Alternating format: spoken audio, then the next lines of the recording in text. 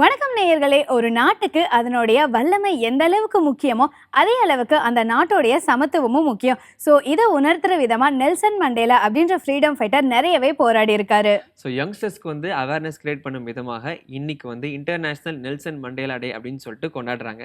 So இதோட நம்மளோட நிகழ்ச்சியை நம்ம ஸ்டார்ட் பண்ணக்கூடிய நேரம் வந்துருச்சு. நீங்க பார்த்துட்டு இருக்கிறது உங்கள் ஃபேவரட் யுகம் கனெக்ட்.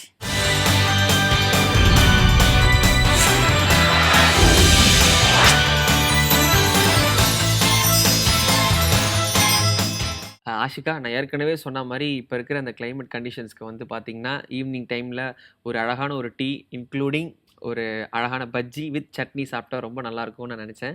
நீங்கள் கூட என்னமோ டிஃப்ரெண்ட்டான பஜ்ஜிலாம் செய்ய போகிறாங்கன்னு எதாவது கேள்விப்பட்டேனே, அப்படிங்களா?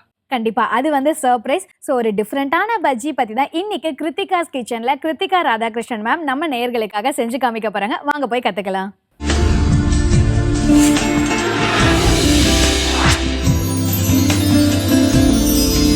Hi hello, welcome to Kiruthika's kitchen. இன்றைக்கி நம்ம பார்க்க போகிறது ஒரு உடுப்பியோட ரொம்ப ஒரு ஃபேமஸான ஒரு ஸ்நாக். நம்ம ஊரில் அது போண்டா அப்படின்ட்டு நம்ம சொல்லிக்கலாம். பட் நோ, இதோட பேர் கோலே பஜ்ஜி. ஸோ இது அவ்வளோ ரொம்ப இட்ஸ் வெரி பாப்புலர் ஸ்நாக் தான். அதை எப்படி பண்ணுறது அப்படின்னு நம்ம பார்க்கலாம்.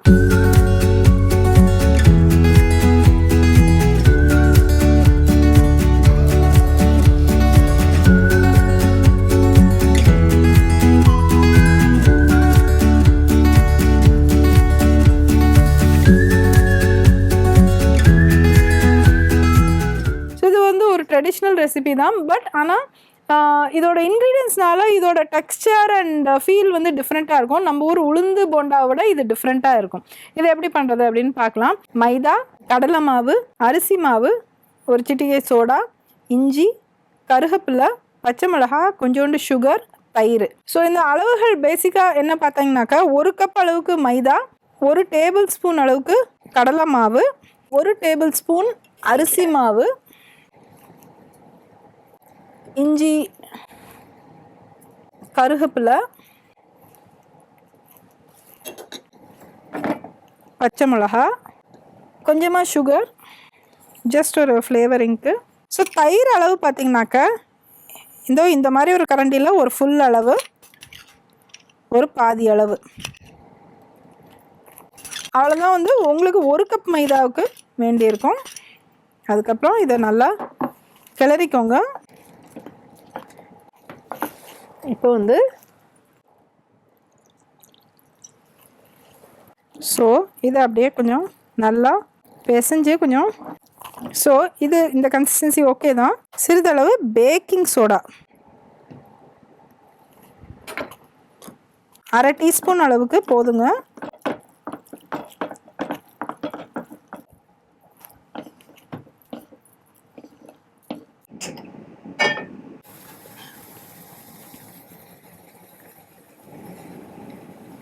Deep frying. ஓகே, இதில் ஆயில் இருக்குங்க. இதில் லேசாக நம்ம டிப் பண்ணி எடுத்துக்கலாம்.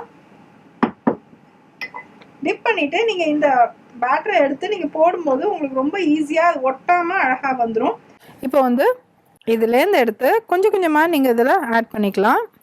இதை பார்த்தீங்களா, இந்த ஆயிலில் முக்கின ஸ்பூன் ஈஸியாக ரொம்ப மெஸ்ஸி ஆகாமல் அழகாக உங்களுக்கு அது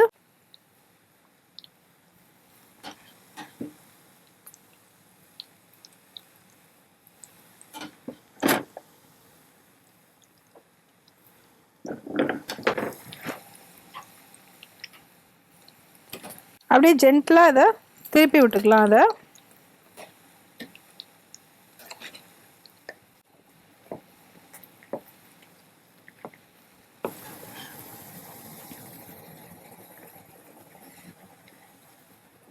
இப்போ இது பார்த்திங்கன்னா ரொம்ப சூப்பராக ரெடியாக இருக்குது.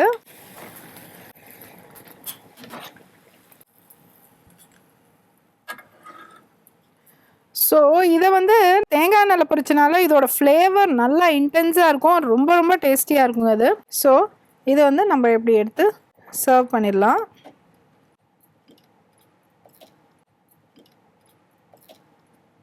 இது ஆக்சுவலாக ரொம்ப ரொம்ப நல்லாவும் இருக்கும் அண்ட் இன்ட்ரெஸ்டிங்காக இருக்கும். எஸ்பெஷலி ரெய்னி சீசன்லேயோ சும்மா வீட்டில் உட்காந்தாலோ இல்லை ரொம்ப ஈஸியாக ரெடி பண்ணிடலாம். அதை இதுக்குன்னு மெனக்கிட்ட ரொம்ப இது பண்ண வேணாம். இந்த பர்டிகுலர் ரெசிபிக்கு வந்து நான் தேங்காய் எண்ணெய் யூஸ் பண்ணிக்கேன். Okay, suppose you are running short of தேங்காய் எண்ணெய் ஆர் உங்களுக்கு அவ்வளோ தேங்காய் எண்ணெய் வேண்டாம், you not of big fan of தேங்காய் எண்ணெய், இல்லைனா தேங்காய் எண்ணெய்னா ஐயோ ரொம்ப ஹெவியாயிரும்னு நீங்கள் நினச்சிங்கன்னா நீங்கள் அந்த தேங்காய் எண்ணெய் ஃப்ளேவருக்கு மட்டும் ஒரு கரண்டி அளவு தேங்காய் எண்ணெய் உங்களோட ரெகுலர் ஃப்ரைங் ஆயிலில் நீங்கள் ஆட் பண்ணி விட்டுக்கோங்க. தென் யூ ஜஸ்ட் சீ ரிமார்க்கபுளாக என்டையர் எண்ணெயே தேங்காய் எண்ணெய் வாசனை அடிக்கும், but with so much low calories. அது ஒரு டிப் உங்களுக்கு. ரெண்டாவது என்னென்னா, இது வந்து ஒரு ஸ்நாக். ஸோ இது வந்து இன்பிட்வீன் மீல்ஸ் வந்து நம்ம எடுத்துக்கலாம். பட் ஆனால் it is a heavy snack.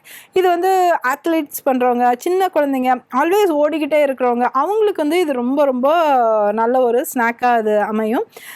But ஆனால் வந்து இப்போ நீங்கள் இந்த மாதிரி ஒரு ஹெவி ஸ்நாக் இன்பிட்வீன் எடுத்துக்கிறீங்களா, உங்கள் மெயின் மீலோட குவான்டிட்டிஸை நீங்கள் குறைச்சிக்கிட்டிங்கன்னா இன்னும் ஹெல்தியாகவும் ஆரோக்கியமாக இருக்கும். So this is our recipe for today. நான் வந்து again tomorrow with yet another interesting recipe உங்களை சந்திக்கிறேன். Till then, see you, bye. நன்றி, வணக்கம்.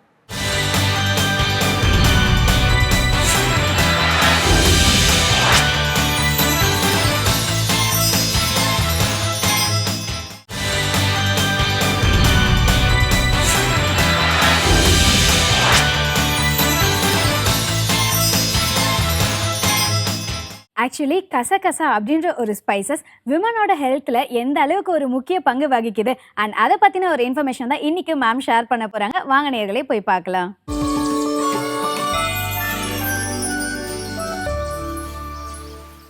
அனைவருக்கும் வணக்கம்.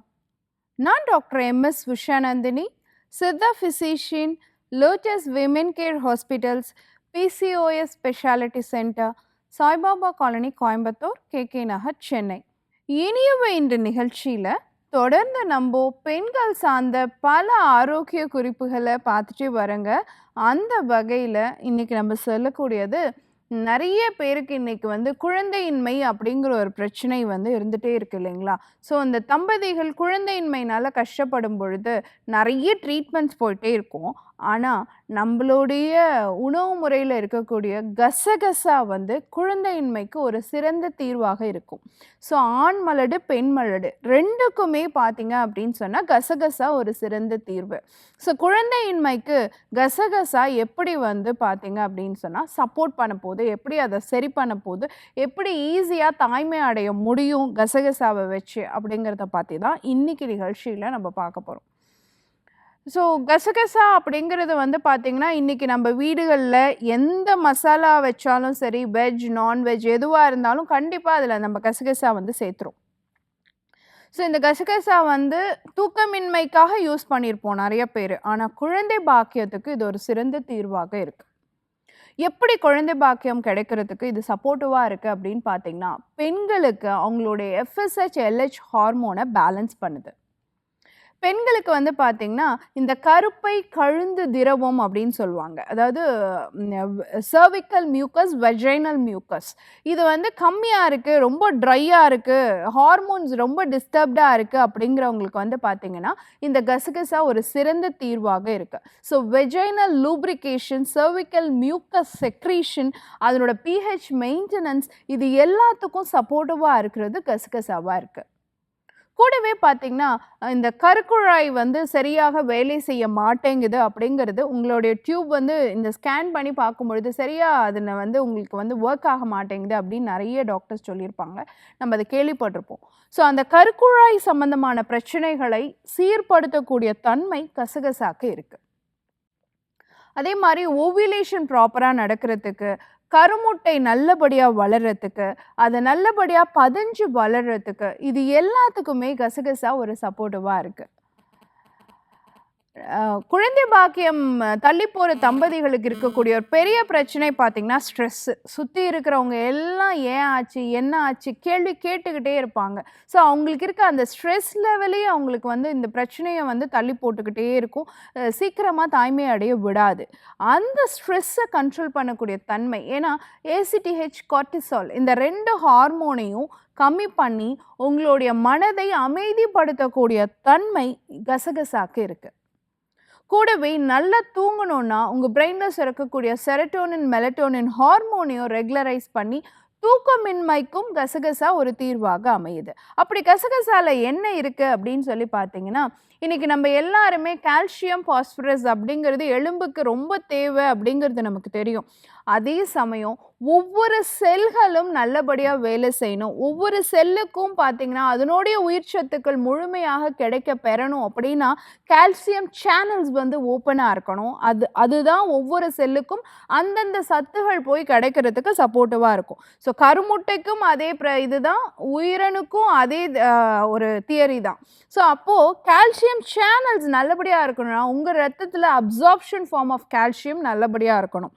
அப்போது கால்சியம்னா உடனே நம்ம மனதுக்கு வருது கீரையா காய்கறியா அப்படி யோசிக்காம இந்த கசகசால வந்து பார்த்திங்கன்னா 144% கால்சியம் நமக்கு கிடைக்குது. அப்போது அவ்வளோ சத்து நிறைந்த கால்சியமும் அதே மாதிரி 124% வந்து பாஸ்பரஸ் நமக்கு கிடைக்குது. ஸோ கசகசால நம்ம கால்சியம் மாத்திரை எடுக்கலாமா, அதை எடுக்கலாமா, இதை எடுக்கலாமா, கசகசால 144% ஆஃப் டெய்லி வேல்யூ கால்சியம் கிடைக்குது. அப்படிங்கும் பொழுது உங்கள் செல்களுக்கு போகக்கூடிய அனைத்து உயிர் சத்துக்களும் முழுமையாக போய் பெறும். அதே கருமுட்டைக்கும் அதே சூழ்நிலை தான், உயிரணுக்கும் அதே சூழ்நிலை தான். ஸோ இது ஒரு தீர்வாக அமையும். ரெண்டாவது விஷயம் பார்த்தீங்க அப்படின்னு சொன்னால் மெக்னீஷியம் சத்து. இன்றைக்கி கருமுட்டை நல்லபடியாக வளரணும் அப்படின்னா மெக்னீஷியம் நல்லபடியாக இருக்கணும். குறிப்பாக இந்த பிசிஓடி பிரச்சனையில் இருக்கக்கூடியவங்களுக்கு கணையத்தினுடைய செயல்திறன் கம்மியாக இருக்கும், ப்ராப்பராக இன்சுலின் அப்சார்ப்ஷன் இருக்காது, ரெசிஸ்டன்ஸ் இருக்கும். அப்படிங்கிறவங்களுக்கு மெக்னீஷியம் சப்ளிமெண்ட்ஸ் எடுக்கணும் அப்படிங்கிறது சொல்லப்படுது. ஸோ அந்த மெக்னீஷியம் இந்த கசகசால ஒரு நாளைக்கு தேவைப்படக்கூடிய டெய்லி ரெக்குவயர்மெண்ட் ஆஃப் மெக்னீஷியமில் 98% கிடைக்குது. அப்போது கசகசா அதுக்கு ஒரு நல்ல தீர்வாக அமையுது அப்படிங்கிறத நம்ம தெரிஞ்சுக்கணும். மூணாவது விஷயம் பார்த்தீங்க அப்படின்னு சொன்னால் விட்டமின் B6 அண்ட் தயமின். இன்றைக்கி வந்து பி காம்ப்ளெக்ஸ் இருந்தால் கருமுட்டை வளர்ச்சி ஆரோக்கியமாக இருக்கும் அப்படிங்கிறது நமக்கு தெரியும். அதில் கிட்டத்தட்ட 70% ஆஃப் தி உங்களுக்கு தேவையான டெய்லி பி காம்ப்ளெக்ஸ் விட்டமினில் கசகசாலேயே கிடைச்சிரும். அடுத்து ஃபோலிக் அமிலம். ஸோ தாய்க்கும் கருவுக்கும் ஆன அந்த ஈர்ப்புத்தன்மை, அந்த தொடர்பை வந்து ஸ்ட்ராங் பண்ணி கருமுட்டை நல்லா பதிஞ்சு வளரணும்னா ஃபோலிக் அமிலம் நல்லபடியாக இருக்கணும். கிட்டத்தட்ட ஒரு நாளைக்கு தேவைப்படக்கூடிய ஃபோலிக் அமிலத்தில் கிட்டத்தட்ட 24% உங்களுக்கு வந்து கசகசாலே கிடைச்சிரும். ஒரு நாளைக்கு தேவைப்படக்கூடிய அயன் சத்தில் 25% இரும்பு சத்து நமக்கு கசகசாலே கிடைக்குது. ஸோ உயிரணுக்களுடைய ஆற்றல், கருமுட்டையோடைய ஆற்றல் அதிகரிக்கிறதுக்கு இரும்பு சத்து தேவை, அது கசகசாலே கிடைச்சிருது. அப்படிப்பட்ட கசகசாவை ஆண்கள் எப்படி எடுத்துக்கணும் அப்படின்னு பார்த்தீங்கன்னா, சாப்பிட்றதுக்கு ஒரு மணி நேரத்துக்கு முன்னாடி கசகசாவை ஊற வச்சிடணும். அதை நல்லா அரைச்சி அந்த பாலை மட்டும் எடுத்துக்கணும். அந்த 1/2 ஸ்பூன் கசகசா ஊற வச்சு அந்த பாலை எடுத்து சாதாரண பசும் பாலில் வந்து கலந்து நல்ல ஒரு கொதி வந்த பிறகு அதில் ஜாதிக்காய் கூட 2 சிட்டிகை லவங்கப்பொடி, ஜாதிக்காயோடைய அளவும் 2 சிட்டிகை தான் போட்டு பால் நல்லா காய்ச்சிட்டு அதை நம்ம குடிச்சிடணும். ஸோ இது வந்து ஆண்கள் இரவு தூங்க போகிறதுக்கு முன்னாடி குடிச்சிட்டு படுக்கலாம். இது அவங்களுடைய உயிரணுக்களுடைய ஆற்றலை அதிகரித்து உயிரணுக்களுடைய எண்ணிக்கையும் அதிகரிக்கிறதுக்கு சீக்கிரமாக பெண்கள் தாய்மை அடையறதுக்கு சப்போர்ட்டிவாக இருக்கும். அடுத்த விஷயம் பார்த்தீங்க அப்படின்னு சொன்னால் பெண்கள் இந்த கசகசாவை எப்படி எடுத்துக்கலாம். ஏதாவது ஒரு ஃப்ரூட்டை வந்து கட் பண்ணிவிட்டு அதில் இந்த 1/2 ஸ்பூன் கசகசாவை ஆல்ரெடி வறுத்து வச்சுக்கோங்க.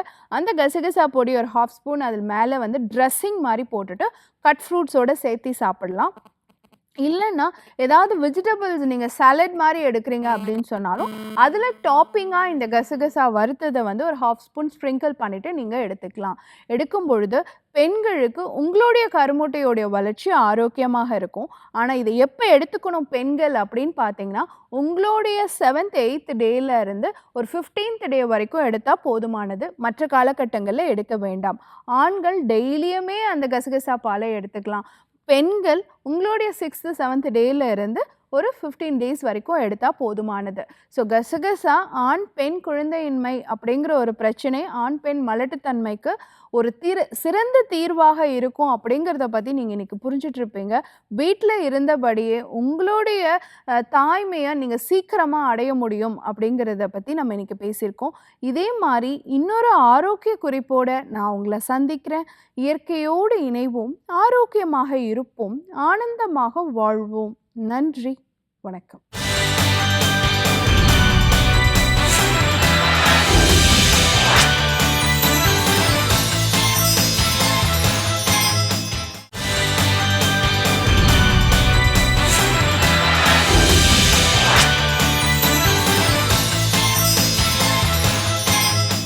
இன்னைக்கு அறிவும் ஆரோக்கியம்ல டாக்டர் ஜெயரூபா மேம் என்ன மாதிரியான ஒரு நேச்சுரல் ரெமெடி நம்ம நேயர்களுக்கு சொல்ல போறாங்க? இன்னைக்கும் ரொம்ப சூப்பர்பான ஒரு நேச்சுரல் ரெமெடி தான் வந்து ஜெயரூபம் சொல்ல போறாங்க.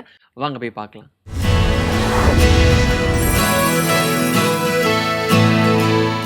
காலை வணக்கம். நான் ஸ்ரீவர்மா மருத்துவமனையிலிருந்து மருத்துவர் ஜெயரூபா. இந்த நாள் இனிய நாளாக அமைய என்னுடைய மனமார்ந்த வாழ்த்துக்களும் பிரார்த்தனைகளும். டெய்லி ஒரு டேபிள் ஸ்பூன் அளவுக்கு ஆப்பிள் சிடர் வினிகர் வந்து நம்ம எடுத்துக்கும் போது நம்ம உடம்புல என்னென்ன மாற்றங்கள்லாம் நடக்கும் அதை பற்றி நம்ம இன்னைக்கு பார்க்க இருக்கிறோம். ஸோ முக்கியமாக பித்தப்பை கற்களை சரி செய்கிறதுக்கு இந்த ஆப்பிள் சிடர் வினிகரை எப்படி எடுத்துக்கணும் அதையும் வந்து நம்ம இன்னைக்கு பார்க்க இருக்கிறோம். இந்த ஆப்பிள் சிடர் வினிகர் அப்படிங்கிறது வந்து நம்ம காலமாக பயன்படுத்திட்டு வந்த ஒன்று தான். இதில் வந்து இந்த வினிகர் அப்படிங்கிறது அசிட்டிக் ஆசிட் தான். ஸோ இந்த அசிட்டிக் ஆசிட் வந்து நமக்கு செரிமான சக்தியை வந்து இம்ப்ரூவ் பண்ணக்கூடியது. அதே மாதிரி நமக்கு உடம்புல இருக்கக்கூடிய அதிகப்படியான கொலஸ்ட்ராலோட அளவையும் வந்து குறைக்கக்கூடியது. வெயிட் ரிடக்ஷனுக்கும் வந்து இது ஹெல்ப்ஃபுல்லாக இருக்கும். ஸோ முக்கியமாக பித்தப்பையில் வந்து கற்கள் இருக்கக்கூடிய நபர்கள். ஸோ இந்த பித்தப்பையில் வந்து எதனால் கற்கள் வந்து உருவாகுது? ஸோ பித்தப்பையில் இருக்கக்கூடிய அந்த கற்கள் அப்படிங்கிறது வந்து பைல் சால்ஸ் வந்து சேர்ந்து அது வந்து கற்களாக வந்து உருவாகும். ஆனால் நம்ம இந்த பித்த நீர் உருவாகிறது அப்படிங்கிறது நம்மளுடைய கல்லீரல் பகுதியில் தான் வந்து உருவாகும். ஸோ பித்தப்பை அப்படிங்கிறது இந்த பித்த நீரை வந்து ஸ்டோர் பண்ணி வைக்கக்கூடிய ஒரு ஆர்கன் தான். ஸோ அங்கே வந்து அந்த பித்த நீர் வந்து ஸ்டோர் ஆகி எப்பெல்லாம் நம்ம வந்து கொழுப்பு சம்பந்தமான உணவுப் பொருட்கள் நம்ம சாப்பிட்றோமோ அப்போல்லாம் முன் சிறுகுடல் பகுதியில் வந்து இந்த பித்த நீர் வந்து சுரக்க ஆரம்பிக்கும். இந்த பித்த நீரோட வேலை என்ன அப்படின்னா இந்த கொழுப்பு பொருட்களை வந்து கரைச்சி சின்ன சின்ன ஒரு ஃபேட் கிரானுவல்ஸாக வந்து உருவாக்கும். அதன் மூலமாக நம்ம வந்து அந்த கொழுப்பை வந்து உட்கிரகிச்சு செரிமானம் வந்து பண்ண முடியும்.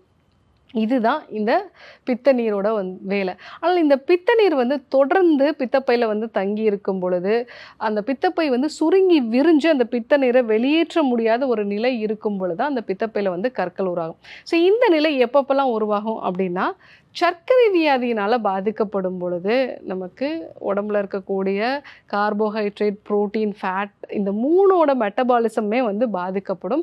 ஸோ அந்த மாதிரி நிலைகளில் வந்து இந்த பித்தப்பை வந்து நல்லா சுருங்கி விரிஞ்சு பித்த நீரை வெளியேற்ற முடியாத ஒரு நிலை இருக்கும் பொழுது ரொம்ப நாளாக இந்த பித்த நீர் வந்து நமக்கு பித்தப்பையில் தங்கி அதுதான் வந்து கற்களாக வந்து உருவாக ஆரம்பிக்கும். அதே மாதிரி பெண்களுக்கு ஈஸ்ட்ரோஜன் ஹார்மோனோட அளவு வந்து அதிகமாக இருக்குது.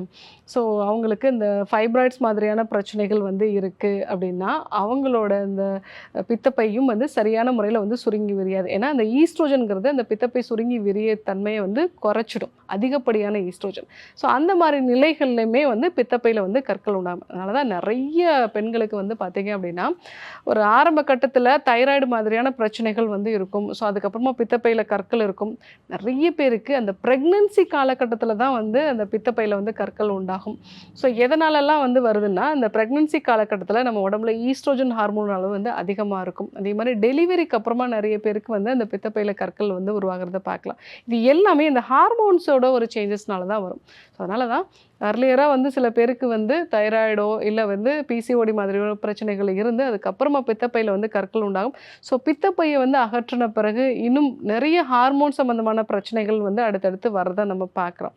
ஸோ இந்த காரணங்களாலெல்லாம் நமக்கு பித்தப்பையில் வந்து கற்கள் உண்டாகும். ஸோ இதை வந்து நீங்கள் சரி செய்கிறதுக்கு இல்லை வந்து பித்தப்பையில் கற்கள் உண்டாகாமல் தவிர்க்கிறதுக்கு வந்து காலையில் வெறும் வயதில் ஒரு டேபிள் ஸ்பூன் அளவுக்கு ஆப்பிள் சிடர் வினிகர் இது கூட வந்து நல்லா 1/2 டம்ளர் தண்ணீர் வந்து நம்ம மிக்ஸ் பண்ணி இது கூட வந்து கொஞ்சம் இஞ்சி துருவலும் வந்து சேர்த்து வந்து எடுத்துக்கலாம். ஸோ அந்த மாதிரி எடுத்துக்கும் பொழுது நமக்கு இந்த பித்தப்பையில் இருக்கக்கூடிய கற்கள் வந்து உருவாகாமலும் தடுக்கலாம். ஸோ உருவானது அப்படின்னாலும் அதனோட அளவுகளை வந்து நம்ம குறைச்சிக்கலாம். இது மட்டும் இல்லாமல் செரிமான கோளாறுகள் இருக்கிறவங்களும் இந்த ஆப்பிள் சிடர் வினிகர் எடுத்துக்கலாம். இப்போலாம் நிறைய பேருக்கு வந்து பார்க்குறோம், கொஞ்சம் உணவு சாப்பிட்டாலும் எனக்கு வயிறு வந்து உப்புசம் ஆகிடுது. அதே மாதிரி நான் மோஷன் போகும்போது பார்க்குறேன் அந்த உணவு செரிக்காமலே வந்து போகுது.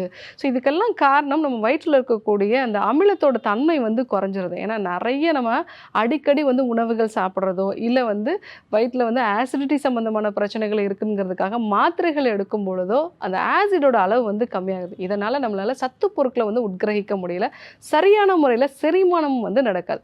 ஸோ வயிறு ப்ளோட்டடாக இருக்குது, உப்புசமாக இருக்குது, சரியாக செரிமானம் ஆக மாட்டேங்குது, இந்த மாதிரி பிரச்சனை இருக்கக்கூடிய நபர்கள் வந்து இந்த ஆப்பிள் சிடர் வினிகரை காலையில் வெறும் வயிற்றில் வந்து எடுத்துக்கலாம். தண்ணீர் சேர்த்து இல்லை இஞ்சி பூண்டு சேர்த்து வந்து எடுத்துக்கலாம். அதே மாதிரி உடல் எடையை குறைக்கணும்னு நினைக்கிறவங்களும் இந்த ஆப்பிள் சிடர் வினிகர் எடுத்துக்கும் பொழுது அது வந்து உங்களுக்கு ஒரு சாட்டிட்டியை வந்து கொடுக்கும். அதாவது அந்த பசி உணர்வை வந்து குறைச்சி உங்களுக்கு ஒரு திருப்தியான ஒரு உணர்வை வந்து கொடுக்கும். ஸோ அதற்காகவும் நம்ம வந்து இந்த ஆப்பிள் சிடர் வினிகர் எடுத்துக்கலாம். ஸோ ஆல்ரெடி வந்து இது செரிமானத்தையும் இம்ப்ரூவ் பண்ணுறதுனால உங்களுக்கு உடல் எடையை குறைக்கிறதுக்கு ரொம்பவே வந்து யூஸ்ஃபுல்லாக இருக்கும். ஸோ அது மட்டும் இல்லாமல் இந்த ஆப்பிள் சிடர் வினிகர் அப்படிங்கிறது உங்களோட குடலுக்கு ஒரு நல்ல ஒரு ஹெல்த்தியான ஒரு என்விரான்மெண்ட்டை வந்து கொடுக்கும். ஏன்னா இந்த வினிகர் அப்படிங்கிறதே வந்து நமக்கு குடலில் வந்து நல்ல ஆசிடிக் ஒரு நேச்சரை வந்து உருவாக்கும். நம்ம வயிற்றுலேருந்து அந்த ஆசிடிக் நேச்சரோடு அந்த உணவுப் பொருள் வந்து முன் சிறுகுடலுக்கு போனால் தான் அங்கே வந்து பைகார்பனேட் செக்ரேஷனும் வந்து இருக்கும். ஸோ இந்த மாதிரி ஒரு ப்ராப்பரான ஒரு ரெகுலர் ஒர்க் நடக்கிறதுக்கு இந்த ஆப்பிள் சிடர் வினிகரை வந்து நம்ம எடுத்துக்கலாம். இதுக்கு முன்னாடி எனக்கு அல்சர் இருந்தது, இல்லை இப்போ வந்து எனக்கு வந்து உணவு செரிக்கிறதுக்கு ரொம்ப டைம் வந்து எடுத்துக்குது அப்படின்னாலும் இந்த ஆப்பிள் சிடர் வினிகர் எடுத்துக்கலாம்.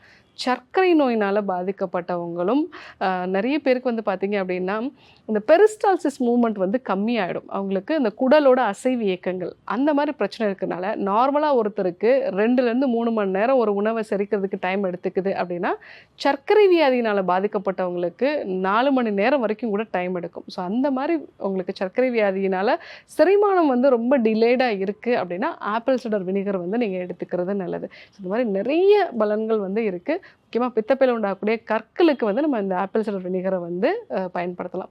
ஸோ இந்த ஆப்பிள் சிடர் வினிகரோட இஞ்சி சேர்த்து எப்படி வந்து நம்ம ப்ரிப்பேர் பண்ணுறது அதை பற்றி இப்போ நம்ம பார்க்கலாம். பித்தப்பையில் இருக்கக்கூடிய கற்களை சரி செஞ்சு செரிமான சக்தியை இம்ப்ரூவ் பண்ணி உடல் எடையும் குறைக்கிறதுக்கு இந்த ஆப்பிள் சிடர் வினிகரை எப்படி சாப்பிடலாங்கிறத பார்க்கலாம். ஸோ இதுக்கு தேவையான பொருட்கள்ங்கிறத பார்த்துடலாம். 1 டேபிள் ஸ்பூன் அளவுக்கு ஆப்பிள் சிடர் வினிகர், ஒரு 1/2 டீஸ்பூன் அளவுக்கு துருவின இஞ்சி, ஒரு 1/2 எலுமிச்சை. ஸோ இப்போது இஞ்சியும் எலுமிச்சை சாறும் கூட கொஞ்சம் தண்ணி சேர்த்து வந்து நல்லா மிக்ஸியில் வந்து நம்ம அடித்து அதை எடுத்துக்கலாம்.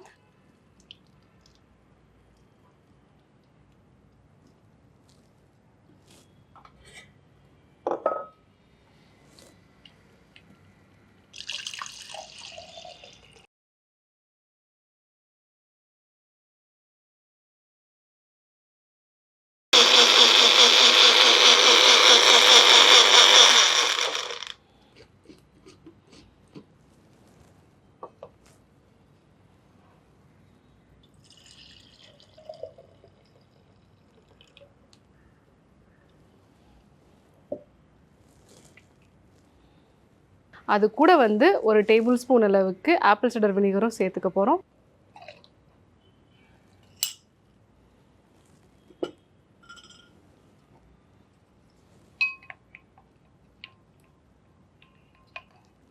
இப்போ இந்த ஆப்பிள் சிடர் வினிகரோட இஞ்சி எலுமிச்சை சேர்ந்து இந்த சாறு வந்து ரெடி ஆகிடுச்சு. இது வந்து ஒரு 100 ml அளவுக்கு வந்து இருக்கும். காலையில் வெறும் வயிற்றில் இதை எடுத்துக்கும் போது பித்தப்பை கற்களில் நல்ல மாற்றங்களை வந்து பார்க்கலாம். அதே மாதிரி சர்க்கரை வியாதினால் பாதிக்கப்பட்டவங்க, உடல் எடையை குறைக்கணும்னு நினைக்கிறவங்க, செரிமான சக்தியை இம்ப்ரூவ் பண்ணணும்னு நினைக்கிறவங்களும் இந்த ஆப்பிள் சிடர் வினிகர் ஜூஸ் வந்து எடுத்துக்கலாம். கண்டிப்பாக ட்ரை பண்ணி பாருங்கள். ரெகுலராக ஆப்பிள் சிடர் வினிகர் எடுத்துக்கும் போது இத்தனை நன்மைகள் இருக்குது. அதை வந்து நம்ம இஞ்சியோடு சேர்த்து எடுத்துக்கும் போது இந்த பித்தப்பையில் உண்டாகக்கூடிய கற்களுக்கும் ஒரு நல்ல பெட்டர்மெண்ட்டை வந்து கொடுக்கும். ஸோ நீங்களும் இந்த ஆப்பிள் சிடர் வினிகரை வந்து ட்ரை பண்ணி பாருங்கள். என்னென்னலாம் பலன்கள் இருந்துச்சு அப்படிங்கிறதையும் வந்து எனக்கு சொல்லுங்கள். ஸோ இன்றைக்கு இந்த ஆப்பிள் சிடர் வினிகர் வந்து என்னென்னலாம் நன்மைகள் வந்து கொடுக்குது, பித்தப்பையில் கற்கள் வந்து எப்படி உருவாகுது, இந்த ஆப்பிள் சிடர் வினிகரை எடுத்துக்கிறதுனால இன்னும் என்னென்னலாம் பலன்கள் இருக்குது, இதை பற்றிலாம் வந்து நம்ம தெரிஞ்சுக்கிட்டோம். இதே போன்று ஒரு நல்ல தகவலோடு உங்களை சந்திக்கிறோம். நன்றி, வணக்கம்.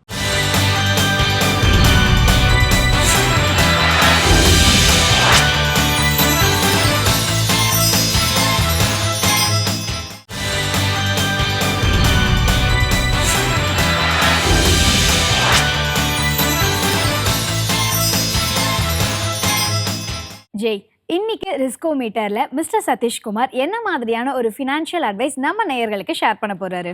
மெடிக்கல் பில்லை வந்து எப்படி ஹேண்டில் பண்ணலாம் அப்படின்ற ஒரு அவேர்னஸ் கொடுக்க போறாரு. வாங்க போய் பார்க்கலாம்.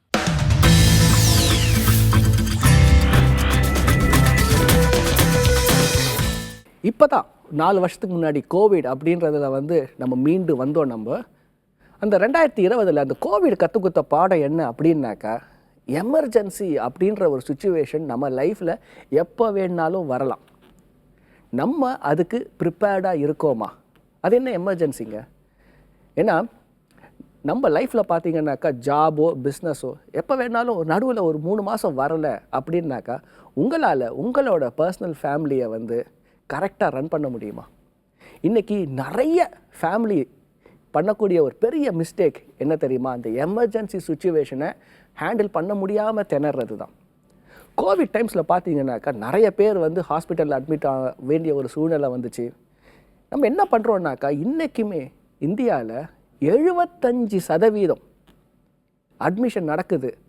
ஆனால் அந்த அட்மிஷனோட எக்ஸ்பென்சஸை எப்படி பண்ணுறாங்கனாக்கா, ஒன்று அவங்களோட பேக்கெட்லேருந்து எடுத்து பே பண்ணுறாங்க, இல்லைனாக்கா ரொம்ப கஷ்டமான ஒரு விஷயம் என்னன்னாக்கா கடனை வாங்கி அந்த ஒரு மெடிக்கல் எமர்ஜென்சியை மீட் பண்ணுறாங்க. 75%ங்க. அந்த ஒரு மெடிக்கல் இன்சூரன்ஸ் அப்படின்றது வந்து எந்த அளவுக்கு முக்கியன்றதை இன்றைக்கி நிறைய பேர் உணர்றதே இல்லை. அது ஸோ இந்த ஒரு மெடிக்கல் இன்சூரன்ஸு எதுக்கு இம்பார்ட்டண்ட் அப்படின்னாக்கா, நமக்கு என்ன ஒரு பெரிய பிலீஃப் என்னென்னா, இது எனக்கு நடக்காது. நம்ம பார்ப்போம், நம்ம யாருக்கோ ஒரு ஃப்ரெண்டுக்கு ஒரு ஆக்சிடெண்ட் நடந்திருக்கலாம், இல்லை வேறு ஏதாவது அவங்க எதிர்பார்க்காத ஒரு டிசீஸ் வந்திருக்கலாம், எமர்ஜென்சி வந்திருக்கலாம். நம்ம பார்த்துக்கிட்டே இருப்போம், படிச்சுக்கிட்டே இருப்போம்.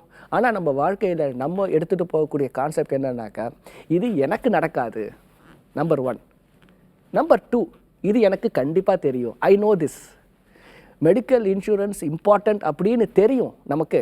அதே நேரத்தில் எனக்கு அதை மாதிரியான ஒரு எமர்ஜென்சி எல்லாம் வரவே வராது அப்படின்ற ஒரு கான்செப்டில் என்ன பண்ணுவோம், நம்ம லைஃப்பில் வந்து நடந்துக்கிட்டே இருப்போம் நம்ம. ஆனால் கொஞ்சம் யோசிச்சு பாருங்கள், ஏதாவது ஒரு எமர்ஜென்சியோ ஏதோ வந்துடுச்சுனாக்கா நீங்கள் ப்ரிப்பேர்டாக இருக்கீங்களா? இந்த ரைசிங் மெடிக்கல் காஸ்ட் பார்த்தீங்கன்னாக்கா ரொம்ப அதிகங்க. ஏன்னா இன்றைக்கி எல்லாமே பார்த்தீங்கன்னாக்கா டிஜிட்டல் வேகத்தில் அட்வான்ஸ்மெண்ட் வந்துக்கிட்டே இருக்குது. முன்னாடியெல்லாம் நீங்கள் வந்து ஒரு ஆப்ரேஷன் அப்படின்னாக்கா முன்னாடி ஃபஸ்ட்டு ஆப்ரேஷனுக்கு போயிட்டு அட்மிட் ஆகிடணும். நெக்ஸ்ட் டே ஆப்ரேஷன் இருக்கும், அதுக்கப்புறம் ரிகவரி இருக்கும், 3 நாள் ஆகும். ஆனால் இன்றைக்கி ஆப்ரேஷன் எப்படி இருக்குனாக்கா, ஒரு ப்ரீ டிட்டர்மைன்டு டே. காலையில் 9 மணிக்கு போகிறீங்க, அவர் என்ன பண்ணுறாரு, லேசர் மாதிரி ஒரு குச்சி எடுத்து சுலபமாக ஒரு ஊசியை போட்டுடுறாரு. அது உடனே வந்து 2 ஹவர்ஸில் அந்த ஆப்ரேஷன் முடிஞ்சிடுது. லஞ்சுக்கு நீங்கள் வீட்டுக்கே வந்துடுறீங்க. ஆனால் இதில் என்ன ஒரு பெரிய கன்வீனியன்ஸ் இருந்தாலும் நீங்கள் அந்த ஒரு காஸ்ட் அப்படின்றது பார்த்தீங்கன்னா அதிகமாக பே பண்ணுறீங்க. நமக்கு கன்வீனியன்ஸ் எப்போல்லாம் அதிகமாக இருக்கோ அந்த இடத்துல காஸ்ட்டும் அதிகமாக தான் இருக்குது. இன்றைக்கி ட்ரெடிஷ்னல் வழியாக பார்த்தீங்கன்னாக்கா ஒரு ஹாஸ்பிட்டலைசேஷன் இல்லவே இல்லை, எல்லாமே வந்து ஒரு மாடர்னைசேஷன் ஆகிட்டே இருக்குது. ஸோ ஏதாவது ஒரு எமர்ஜென்சின்னு வந்துடுச்சுனாக்கா நீங்கள் அதுக்கு கொடுக்கக்கூடிய விலை, கொடுக்கக்கூடிய தொகை பார்த்தீங்கன்னா ரொம்ப ஒரு அதிகமான ஒரு தொகை. ஸோ அந்த எமர்ஜென்சின்றது நம்ம வீட்டு கதவை எப்போ வேணாலும் தட்டுறதுக்கு ரெடியாக தான் இருக்கும். நம்ம அதுக்கு ப்ரிப்பேர்டாக இருக்கிறோமா, அதுதான் கேள்வி. நம்ம நிறைய பிஸ்னஸ் மேன்ஸ் இன்றைக்கி அவங்க வாழ்க்கையில் வந்து ஏதோ ஒரு ஆக்சிடெண்ட் நடந்தாலும் என்ன ஆகுதுனாக்கா, அவங்க கூட சுற்றி இருக்கக்கூடிய அந்த நெட்வொர்க்கில் இருக்கக்கூடிய நண்பர்கள் என்ன பண்ணுறாங்க, ஒரு 70,000 ஆப்ரேஷன்னாக்கா 5,000 அவங்க போட்டு என்ன பண்ணுறாங்க, அந்த ஒரு நண்பரை காப்பாற்றுறாங்க. ஸோ அந்த அளவுக்கு வந்து நம்ம ஒரு பிஸ்னஸே பண்ணாலும் இல்லை ஏதோ ஒரு வேலையில் இருந்தாலும் நம்ம அந்த ஒரு மெடிக்கல் எமர்ஜென்சியை மட்டும் என்ன பண்ணிடுறோம், அப்படியே அதை இக்னோர் பண்ணிடுறோம். ஸோ இந்த பர்சனல் ஃபினான்ஸில் வந்து ரொம்ப முக்கியமான ஒரு ஃபவுண்டேஷன் என்னன்னு பார்த்தீங்கன்னாக்கா மெடிக்கல் எமர்ஜென்சி. இந்த ஒரு சக்ஸஸ்ஃபுல் பீப்புள், ரிச் பீப்புள் அவங்க என்ன பண்ணுவாங்கனாக்கா, எப்போவுமே அவங்க எமர்ஜென்சியை எல்லாத்தையும் அவங்க என்ன பண்ணிவிடுவாங்க, சேஃப்கார்ட் பண்ணிவிடுவாங்க. எல்லாத்துக்குமே அவங்க இன்சூரன்ஸ் வச்சுருப்பாங்க. இன்சூரன்ஸ் பார்த்தீங்கன்னாக்கா மெடிக்கல் இன்சூரன்ஸ் மட்டும் இல்லைங்க, ட்ராவல் பண்ணும்போது ட்ராவல் இன்சூரன்ஸ் வச்சுப்பாங்க. அவங்க ஹோமுக்கு தனியாக ஒரு ஹோம் இன்சூரன்ஸ் வச்சுருப்பாங்க. லயபிலிட்டி இன்சூரன்ஸ்னு சொல்லிட்டு அதுக்கு தனியாக ஒரு இன்சூரன்ஸை வச்சுட்ருப்பாங்க.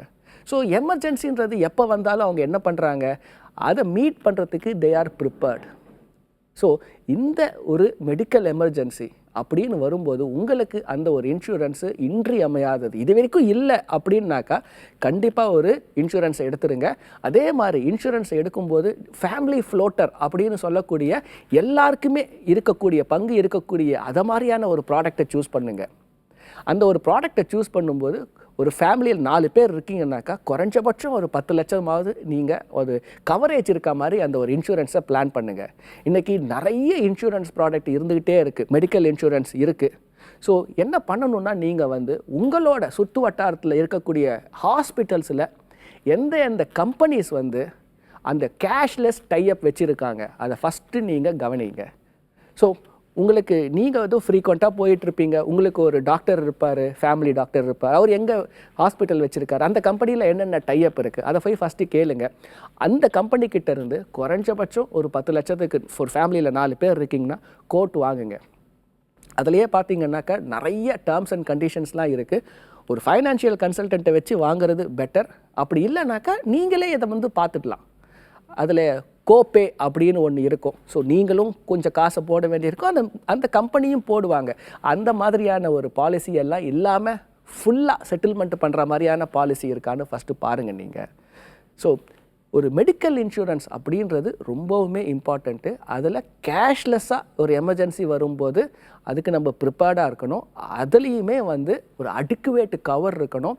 அதுக்கப்புறமா ஃபைனலாக அந்த ஒரு ப்ராடக்ட் வந்து கம்ப்ளீட் ஒரு கவரேஜை கொடுக்கணும் உங்களுக்கு அந்த ஒரு எமர்ஜென்சிக்கு. ஸோ திரும்பவுமே நீங்கள் அந்த கோப்பேன்ற மாதிரி கொஞ்சம் காசெல்லாம் எடுத்து கொடுக்குற மாதிரியான ப்ராடக்டை சூஸ் பண்ணக்கூடாது நீங்கள்.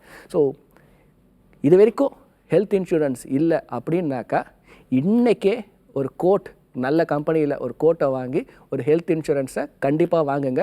ஃபைனான்ஷியல் அந்த ஒரு பிரமிடில் பாட்டம் ஃபவுண்டேஷனே என்னன்னாக்கா ஹெல்த் இன்சூரன்ஸ் தான். இதை நீங்கள் மிஸ் பண்ணிவிட்டு எவ்வளோ காசு சேர்த்தாலும் ஏதாவது ஒரு எமர்ஜென்சி வந்ததுனாக்கா உங்களோட கஷ்டப்பட்டு நீங்கள் சேர்த்து வச்ச காசெல்லாம் என்ன ஆகுனாக்கா ஒரு எமர்ஜென்சியில் விரயமாயிடும். அந்த மிஸ்டேக்கை கண்டிப்பாக செய்யாதீங்க நீங்கள். இந்த ரிஸ்கோமீட்டர் எபிசோடில் ஹெல்த் இன்சூரன்ஸ் எந்த அளவுக்கு இம்பார்ட்டண்ட், நீங்கள் அதை எப்படி வாங்கலாம், இது ரெண்டுத்தையும் பார்த்தோம். நம்ம இன்னொரு ஒரு ரிஸ்கோமீட்டர் எபிசோடில் இன்னொரு ஒரு இன்ட்ரெஸ்டிங் இன்ஃபர்மேஷனோட மீட் பண்ணுறேன். நான் உங்கள் Satish. See you. Bye bye.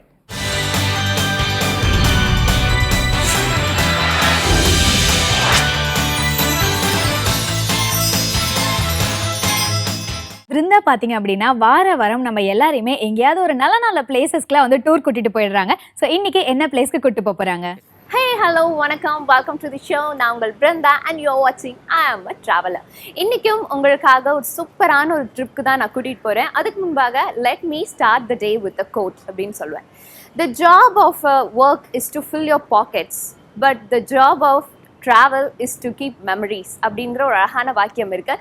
So நம்ம ட்ராவல் பண்ணி போயிட்டுருக்க ஒவ்வொரு இடங்களையும் வந்து நிறைய மெமரிஸ் வந்து கலெக்ட் பண்ணிகிட்ருக்கோம். அந்த வகையில் today we are going to the very nearest place from the office. கிண்டிக்கு தாங்க போகிறோம். ஸோ கிண்டியில் எந்த இடம் அப்படிங்கிறது அந்த இடத்துக்கு போய் தெரிஞ்சுக்கலாம். வாங்க போகலாம்.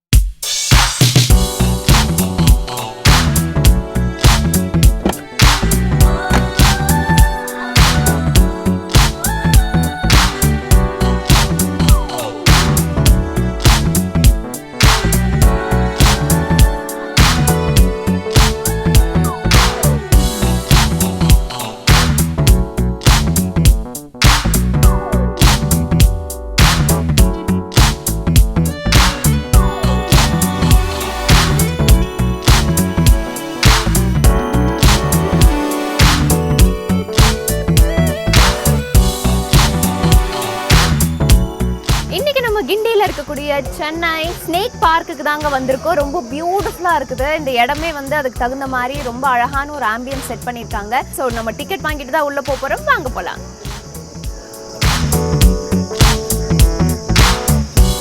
ஒரு டிக்கெட். ஸோ இங்கே டிக்கெட் ப்ரைஸிங்ஸ்லாம் பார்த்தீங்கன்னா ரொம்ப சீப்பாக தாங்க இருக்குது. சீப் அண்ட் பெஸ்ட் லெவல்லே வந்து நமக்கான ஒரு சூப்பரான இந்த ஸ்னேக் பார்க் வந்து அமைச்சு கொடுத்துருக்காங்க. ஸோ 5 to 12 இயர்ஸ்க்கு வந்து 10 rupees கலெக்ட் பண்ணுறாங்க. ஸோ அபவுட் 12 வந்து 30 rupees கலெக்ட் பண்ணிட்டு இருக்காங்க. ஸோ நம்ம ஒரு வேலை வீடியோகிராஃபி இல்லை ஃபோட்டோகிராஃபிஸ் ஏதாவது எடுக்கிறோம் அப்படின்னா அதுக்கு தனி ரேட் வந்து கலெக்ட் பண்ணிட்டு இருக்காங்க. ஸோ இவ்வளோ கம்மியான பிளேஸில் நமக்கு இவ்வளோ அழகான ஒரு ரெப்டைல்ஸ் எல்லாத்தையும் நம்மளால் பார்க்க முடியுமா அப்படின்னா எஸ், நம்ம கிண்டியில் இருக்கக்கூடிய இந்த ஸ்னேக் பார்க்கில் மட்டும்தான் நினைக்கிறேன். So I am very excited to see all the reptiles here. வாங்க போகலாம்.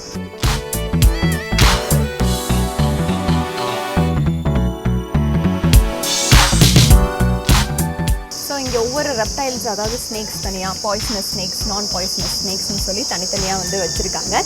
ஸோ என்னென்ன ஸ்னேக் இருக்குது அப்படிங்கிறத நம்ம ஒவ்வொன்றா இன்றைக்கி போய் பார்க்க போகிறோம்.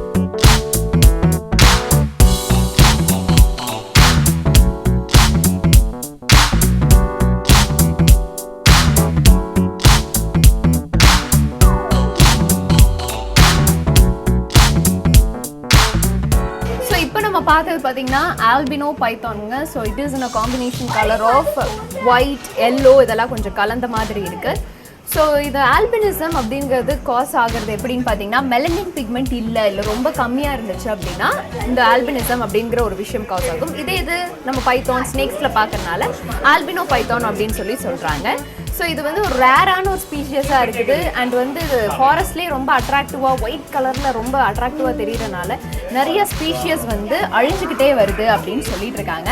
ஸோ இந்த மாதிரி இது வந்து ஒரு நான் பாய்சனஸ் ஸ்னேக்குன்னு சொன்னனால இதை பார்த்து நம்ம பயப்படலாம் தேவையில்லை. இன்னும் நிறைய ஸ்னேக்ஸ் உள்ள இருக்குன்னு சொல்கிறாங்க. வாங்க தொடர்ந்து பார்க்கலாம்.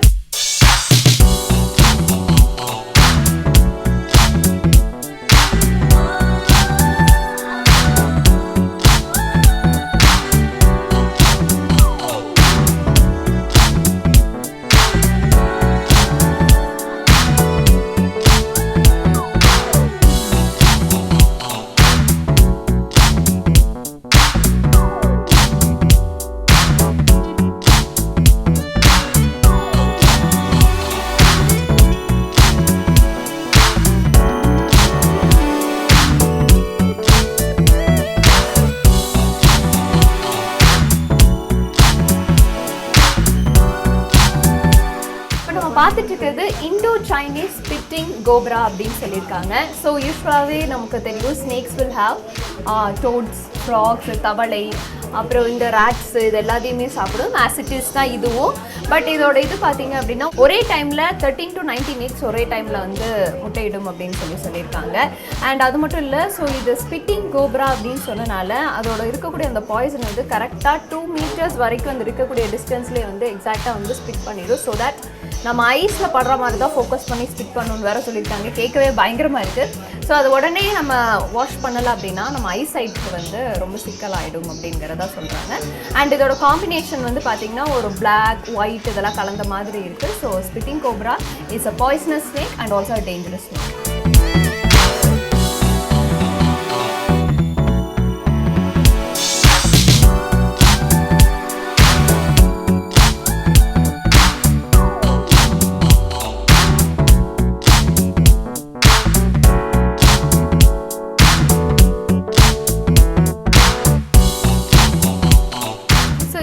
டாட்டாய்ஸ், டர்ட்டில் அப்படின்னு சொல்லி நம்ம பார்த்துட்டு இருந்தோம். ஸோ மேஜர் டிஃப்ரென்ஸ் எல்லாருக்குமே இந்த குழப்பம் இருக்கும். டர்ட்டலும் டாட்டாய்ஸும் ஒன்றா அப்படின்னு கேட்டிங்கன்னா it's very different. So tortoise பார்த்தீங்கன்னா இட் லிவ்ஸ் இன் டெரஸ்ட்ரியல், ஓகேங்களா. இதே மாதிரி நம்ம டர்ட்டில் பார்த்தோம் அப்படின்னா இட் இஸ் செமி அக்வாட்டிக், அதாவது தண்ணியிலையும் வாழலாம், வெளியிலையும் நிலத்துலையும் வாழலாம் அப்படிங்கிற மாதிரி ரெண்டுத்துலேயும் வாழக்கூடியது தான் டர்ட்டில். ஸோ லைஃப் ஸ்பேன் வந்து எதுக்குப்பா ரொம்ப அதிகம் அப்படின்னு சொல்லுவாங்க. டாட்டாய்ஸ்க்கு வந்து it lives for 10 to 150 years வரைக்குமே வந்து டாட்டாய்ஸ் வாழும். பட் டர்ட்டில் வந்து 20 to 40 years தான் வந்து வாழும். ஸோ இதோட டிஃப்ரென்ஷியேஷன் நம்ம கிளியராக புரிஞ்சுக்கிட்டோம் அப்படின்னா டாட்டாய்ஸ் அண்ட் டர்ட்டிலும் வேறு வேறு அப்படிங்கிறது தெளிவாக உங்களுக்கு தெரியும். ஸோ இவ்வளோ நேரம் நம்ம பைத்தான், ஸ்னேக் வெரைட்டிஸ் நிறைய இது பார்த்துருந்தோம். இப்போது நம்ம வந்து ரெப்டைல்லே வந்து க்ரொக்கடைல்ஸ் போய் பார்க்க போகிறோம். நிறைய டிஃப்ரெண்ட் டைப்ஸ் ஆஃப் க்ரொக்கடைல்ஸ் இருக்குது. ஸோ அதை ஃபீட் பண்ணுற மாதிரிலாம் நம்ம பார்க்க போகிறோம். வாங்க போகலாம்.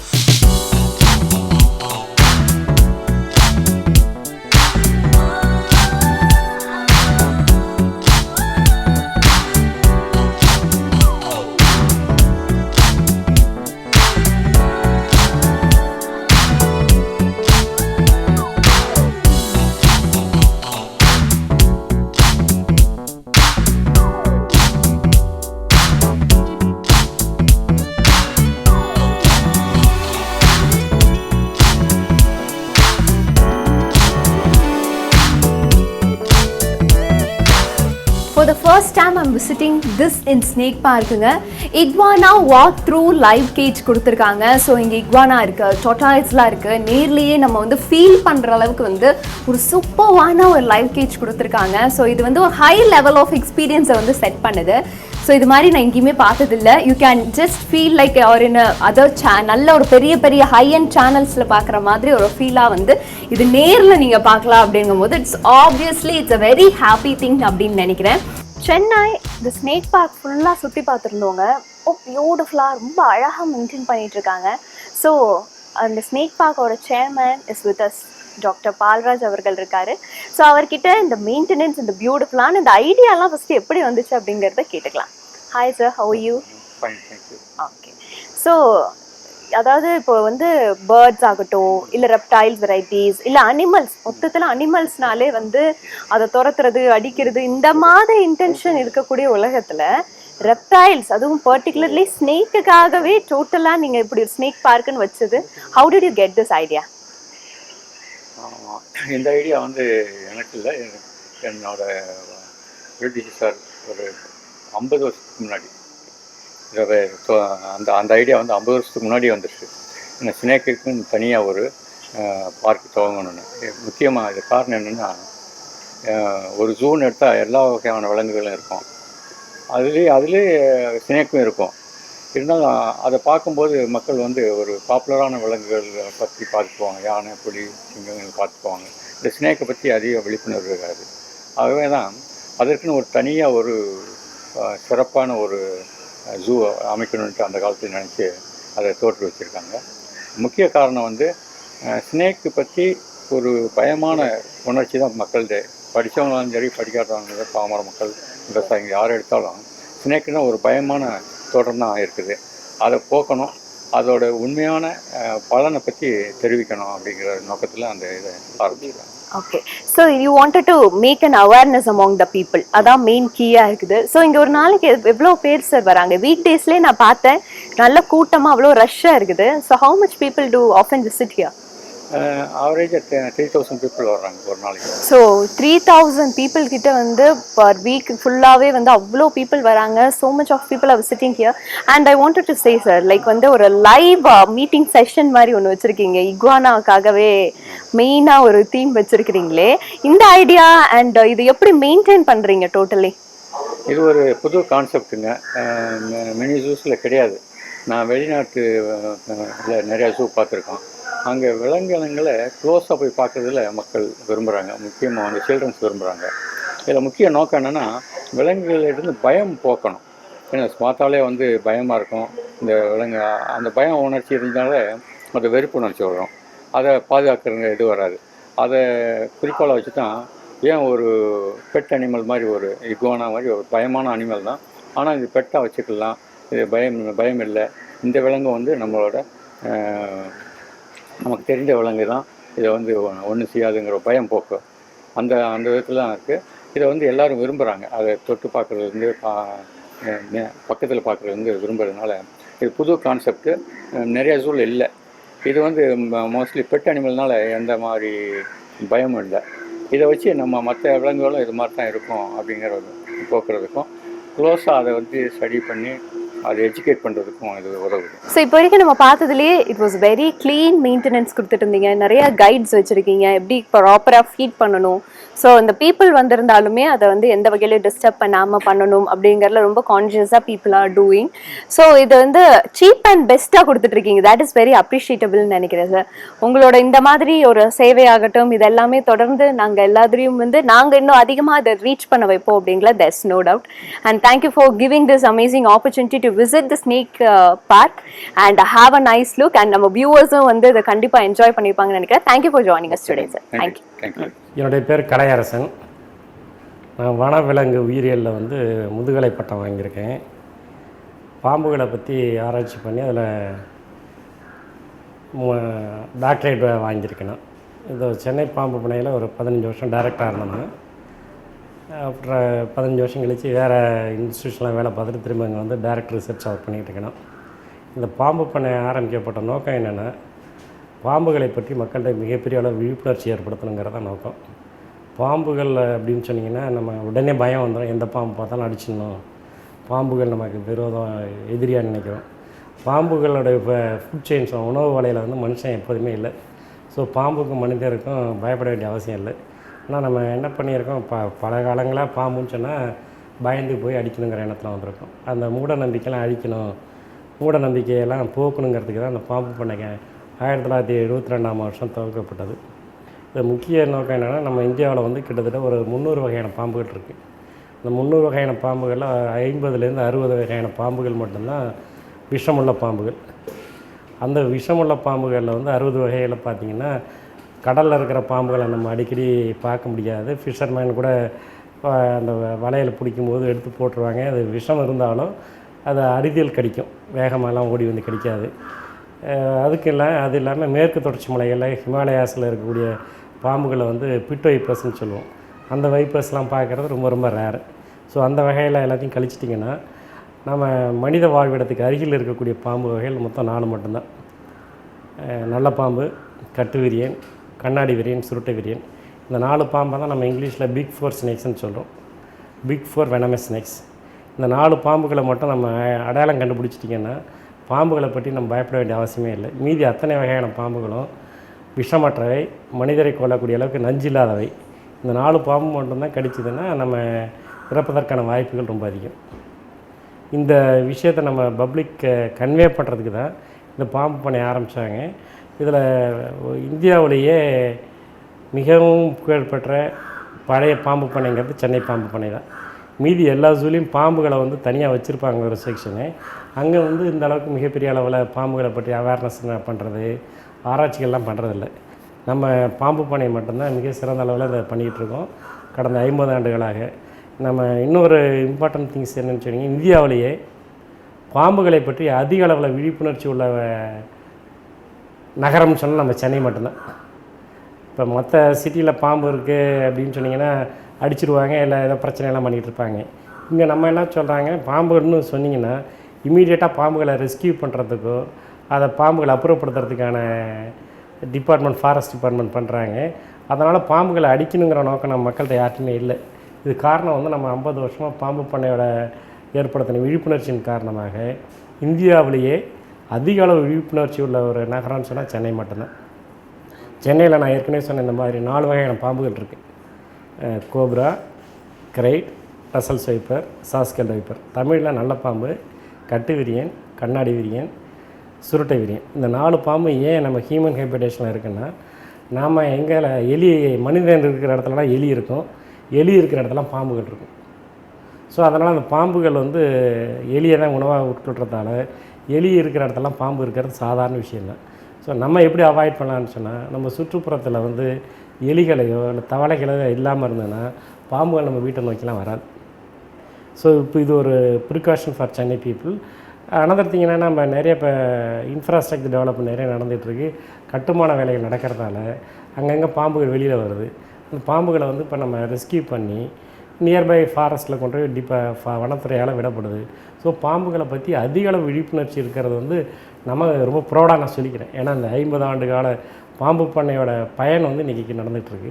பாம்புகள் வந்து சுற்றுச்சூழலில் இல்லைன்னு சொன்னிங்கன்னா என்ன ஏற்படும் அப்படின்னு சொன்னால் மிகப்பெரிய கடுமையான விளைவுகள் ஏற்படும். எலிப்பெருக்கு அதிகமாகிடும். எலிப்பெருக்கு அதிகமாகிடுச்சுன்னா எலிகளால் ஏற்படக்கூடிய நோய்கள் அதிகமாகிடும். இந்த நோய்களை கண்ட்ரோல் பண்ணுறது யாருன்னு சொன்னிங்கன்னா பாம்புகள் தான். ஸோ பாம்புகளோட நம்ம வாழ கற்றுக்கணும். அது வாழ கற்றுக்கிறதுக்கு என்ன அடிப்படையாக தெரிஞ்சுக்கணும், பாம்புகளை பற்றி மிக சிறிய அளவிலேயே ஒரு அவேர்னஸ் இருக்கணும். நான் முன்னாடி குறிப்பிட்டது மாதிரி 300 வகையான பாம்புகளில் 4 வகையான பாம்புகளை மட்டும் அடையாளம் கண்டுபிடிக்க ஆரம்பிச்சிட்டோன்னு சொன்னால் இந்த பாம்பை பற்றிய பயம் நம்மகிட்ட நீங்கிடும். இதே மாதிரி ஒரு சூப்பரான கண்டென்ட்டோட நாங்களே சந்திக்கிறேன். until then it's tada bye bye from Brinda. So இன்றைக்கி டூரில் டிஃப்ரெண்டான பிளேசஸ்லாம் நம்ம போய் எக்ஸ்ப்ளோர் பண்ணியிருப்போம். அதே மாதிரி நம்ம ரிஸ்கோமீட்டரில் மெடிக்கல் பில் எப்படி ஹேண்டில் பண்ணலாம் அப்படின்னு சொல்லிட்டு பார்த்தோம். ஸோ இதே மாதிரி ரொம்ப சூப்பரான விஷயத்தோட அடுத்த நிகழ்ச்சியில் நம்ம சந்திக்கலாம். நீங்கள் பார்த்துட்டு இருக்கிறது உங்கள் ஃபேவரட் யூகம் கனெக்ட்.